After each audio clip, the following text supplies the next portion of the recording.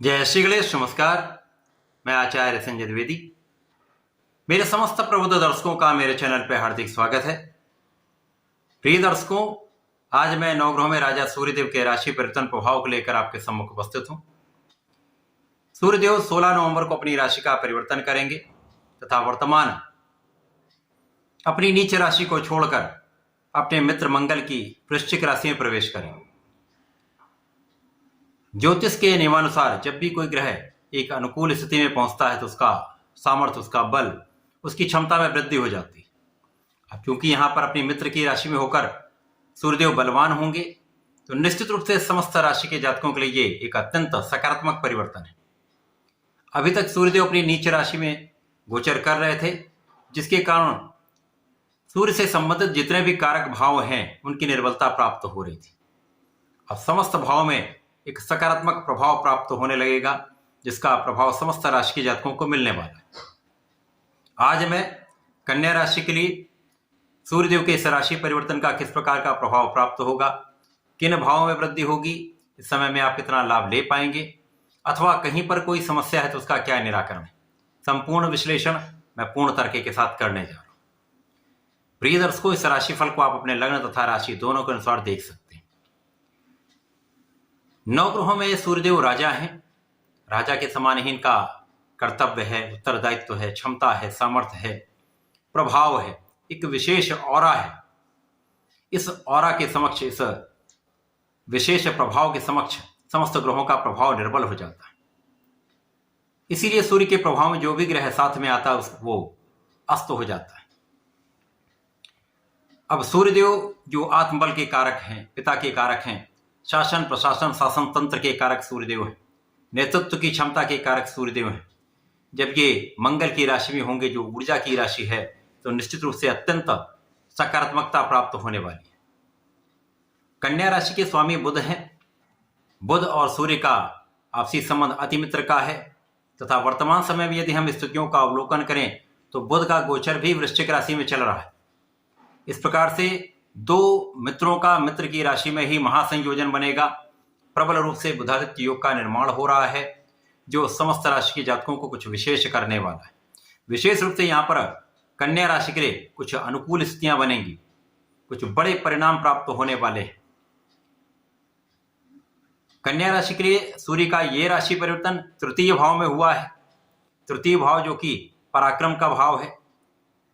पराक्रम के भाव में स्वयं लग्नेश तथा कर्मेश बुध का गोचर चल रहा है, जहां पर सूर्यदेव के साथ इनका महायुति प्रभाव प्रारंभ हो चुका है।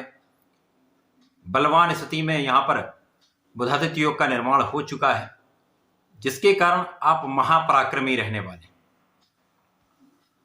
आप बहुत साहसी रहने वाले। लग्न में केतु का गोचर चल रहा है, जिसके कारण कहीं ना कहीं शारीरिक मानसिक तथा यहां पर कोई ना कोई तनाव आपको बना हुआ है। सूर्य के साथ बुध का बल कई गुना बढ़ जाता है, जिसके कारण यहां पर इस समस्याओं से आप मुक्त होंगे। शारीरिक समस्या दूर होगी, तनाव दूर होगा तथा शासन प्रशासन से संबंधित जो भी कार्य आपके अवरुद्ध हो रहे थे, जो भी कार्य आपके नहीं बन पा रहे थे, डिले हो रहे थे, वो समस्त कार्य में प्रगति हो जाएगी, आपके कार्य बनने लगेंगे। शासन प्रशासन का संपूर्ण सहयोग मिलेगा, शासनिक प्रशासनिक सेवाओं में आपको लाभ मिलेगा, आपके कार्य क्षेत्र में आपको वृद्धि का अवसर प्राप्त होगा, क्योंकि कार्य क्षेत्र के स्वामी स्वयं बुध हैं। यहाँ पर सूर्य के साथ इनका सहयोग आपको शासन प्रशासन का संपूर्ण सहयोग दिलाने वाला होगा। उच्चाधिकारियों को संपूर्ण लाभ आपको प्राप्त होगा। पिता का आशीर्वाद भी मिलेगा, पिता का संपूर्ण प्रभाव तथा पिता का संपूर्ण साथ आपको प्राप्त होने वाला है। कार्य क्षेत्र में आप उन्नति करेंगे। कार्य क्षेत्र में आपकी क्षमता, आपकी योग्यता, आपका ज्ञान अत्यंत विशेष रहेगा। अब यहां पर एक ग्रह अन्य है जिनका प्रभाव इस बुधादित्य योग पर पड़ रहा है, जो कि गुरुदेव बृहस्पति हैं, जो बुध के लिए विशेष योग में होता था, सूर्य के परम मित्र है। अब सूर्य के इस परिवर्तन में कन्या राशि के लिए ये गुरुदेव का जो गोचर चल रहा है वो आपके भाग्य भाव में चल रहा है। गुरुदेव की सीधी दृष्टि का प्रभाव 180 डिग्री पर सूर्य और बुध पर है, इस बुधादित्य योग पर है तथा आपके पराक्रम के भाव पर है। तो यहाँ पर आप भाई बहनों का सहयोग भी पूर्ण रूप से प्राप्त कर पाएंगे तथा यहाँ पर आपकी ज्ञान की विशिष्टता प्राप्त होगी। आप कुशाग्र रहने वाले हैं। वाणी अत्यंत संयमित भी होगी। वाणी का प्रभाव विशेष रूप से आप सबको प्रभावित भी करने वाले। भाग्य का संपूर्ण साथ मिलने लगेगा। भाग्य की प्रबलता प्राप्त होगी तथा यहाँ पर निश्चित रूप से जो धन का मार्ग कहीं ना कहीं अवरुद्ध हो रहा था या धन के मार्ग में जो बाधाएं आ रही थी वो दूर हो जाएगी। परिवार का भी सहयोग आपको मिलने लगेगा। यहाँ पर वाणी की चतुरता से तथा बुद्धि के बल से, आपके ज्ञान से, आपके धैर्य से, आपके शासन के गुण से, आपके नेतृत्व की क्षमता से संपूर्ण रूप से आपको सफलता की प्राप्ति निश्चित होगी। इस समय में धन का मार्ग प्रबल हो जाएगा।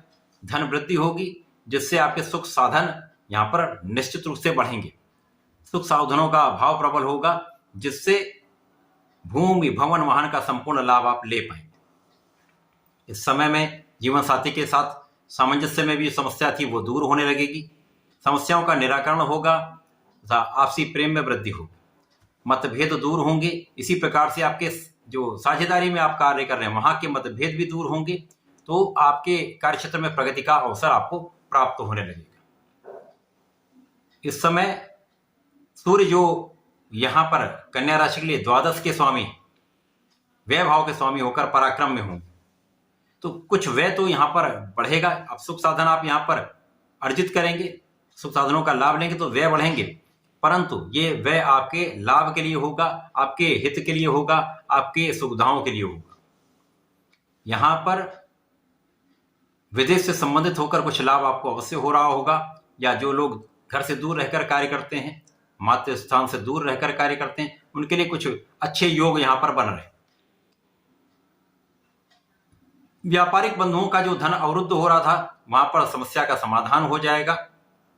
व्यापारिक भाव प्रबल हो जाएगा, व्यापार का विस्तार होगा तथा आपके प्रोफेशन में, आपके कला क्षेत्र के प्रोफेशन में आपको विशेष लाभ यहाँ पर मिलने वाला है। यहाँ पर आपके कार्य में प्रगति भी होगी। नए अवसर की वृद्धि से धन का विशेष लाभ आपको यहाँ पर प्राप्त होगा। तो ये समय आपके लिए अनुकूल है। आपके मन की स्थितियां सकारात्मक हो जाएंगी, शारीरिक भाव प्रबल होगा तो इस समय का संपूर्ण लाभ आप लेने वाले।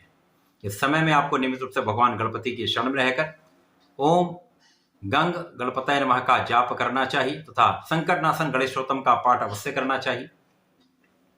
यदि सूर्यदेव को जल देते समय गायत्री मंत्र का 21 बार जप करते हैं तो विशेष लाभ आपको प्राप्त होने वाला है। तो ऐसा करके इसका लाभ लें। धन्यवाद। नमस्कार।